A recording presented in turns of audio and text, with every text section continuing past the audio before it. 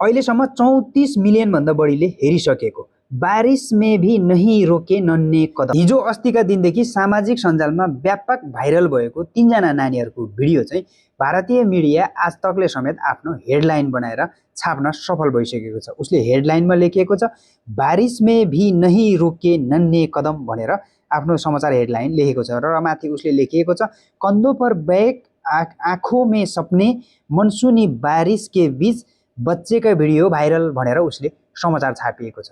नेपालमा मात्रै अहिलेसम्म यो भिडियो लगभग 34 मिलियन भन्दा धेरैले हेरिसकेको अवस्था छ। रोल्पाबाट लोकेन पुन नामक एकजना साथीले खिचेर जुन भिडियो सामाजिक सञ्जालमा अपलोड गर्नुभयो यो भिडियो एकदमै भाइरल भइरहेको अवस्था छ र सबैजनाले रुचाएको छन् र सबैजनाले मन पराएको छन्। आफ्नो इच्छा अनुसार र आफ्नो तरिकाले प्रतिक्रियाहरू दिइरहेका छन् भने कन्टेन्टहरू पनि व्यापक रूपमा यो भिडियोबाट बनाइरहेको देखिन्छ। सामाजिक सञ्जालमा अहिले जता हेरे पनि सानो बच्चाहरू अरू ठाउँमा नयाँ तरिकाले प्रयोग गरेर पनि त्यस्ता कन्टेन्टहरू मजाले कपी गरेर बनाइरहेको देखिन्छ। अर्को खुसीको कुरा त के छ भने साथीहरू, जो 3 जना भाइरल भएका नानी बाबुहरू थिए जुन भिडियो खिच्यो रोल्पाबाट, त्यो नानी बाबुहरूलाई चाहिँ अब त्यहाँनिर चाहिँ एउटा संस्थाको सहयोगमा चाहिँ उच्च शिक्षासम्म फ्रीमा चाहिँ उच्च शिक्षासम्म हासिल गर्न पाउने नानीहरूले शिक्षा पनि फ्रीमै हासिल गर्न पाउने व्यवस्था त्यहाँ मिल्यो भन्ने चाहिँ जुन लोकेन पुनको फेसबुक वालमा पनि साभार भएको छ भने सामाजिक सञ्जालमा पनि यो कुरा आइसकेको छ। यी 3 जना नानीहरूको भाग्य हेर्नुहोस् त, सामाजिक सञ्जाललाई सही तरिकाले प्रयोग गर्दाखेरि चाहिँ कस्तो राम्रो मेसेज जान्छ। धेरैले नराम्रो रूपमै प्रयोग गर्छ र नराम्रो भिडियो हाल्नुपर्छ र अरूलाई गाली गरेर मात्रै भाइरल भइन्छ भन्ने एउटा मान्छेको मानसिकतालाई चाहिँ यो भिडियोले तोडिदिएको छ। जुन 3 जना नानीहरूको चाहिँ 16-17 सेकेन्डको एउटा भिडियो खिचेर अपलोड हुने बित्तिकै यति चाँडो भाइरल भयो। अहिले लगभग 34 मिलियन भन्दा धेरैले यो भिडियो हेरिसकेको अवस्था छ। नेपालमा त सबैले हेरियो, भाइरल भयो। इन्डियामा समेत यो भिडियोको चर्चा चुलिएको छ। इन्डियाको ठुलो मिडिया भनिने आज तकले समेत आफ्नो कभरमा चाहिँ हेडलाइन बनाएर छाप्न सफल भइसकेको छ। यो एकदमै राम्रो कुरा हो र खुसीको कुरा हो।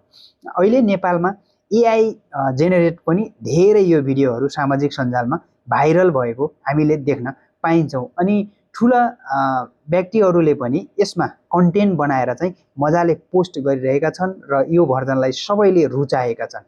यो 3 जना नानीहरू जुन स्कुल जाँदै गरेको स्कुल ड्रेसमा चाहिँ आफ्नै तरिकाको कलरको पहेँलो, हरियो र नीलो कलरको अथवा रेनकोट लगाएर यस्तो मिलेर 3 जना जुन चाहिँ कसैले कथा अथवा स्ट्रिप बनाएर भिडियो बनाएको जस्तै तरिकाले चाहिँ हिँडिरहेको अवस्थामा पछाडिबाट खिचिएको जुन भिडियो छ त्यो उनीहरू आफ्नै तालमा हिँडिरहेको छ र जुन भिडियो खिचेको व्यक्तिले बोलाउँदा पनि उनीहरूले फर्केर हेरेको छैन। किन भन्दा उनीहरूले माथिबाट जुन रेनकोट लगाएको छ, पानी परिरहेको छ, त्यो लगाएपछि सायद नानीहरूले सुनेन होला, त्यो भएर पनि उनीहरू बोलेन।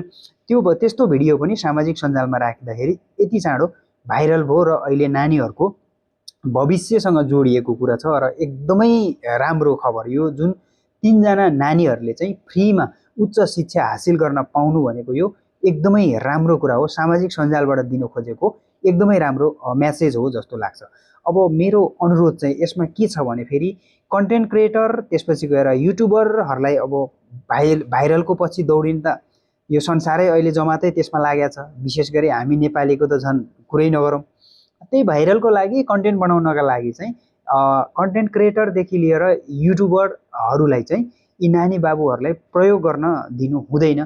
जेस लोकेन पुन्जीले पनि त्यो कुराहरू राख्नुभएको छ र सबैजनाले त्यसमा चाहिँ ध्यान दिनुपर्छ। मान्छे त लाइन लागेर गइ नै हाल्छ त्यो ठाउँमा, अनि त्यो ठाउँमा गएर धेरैले भिडियो बनाइसकेको छ र खिचिसकेको छ।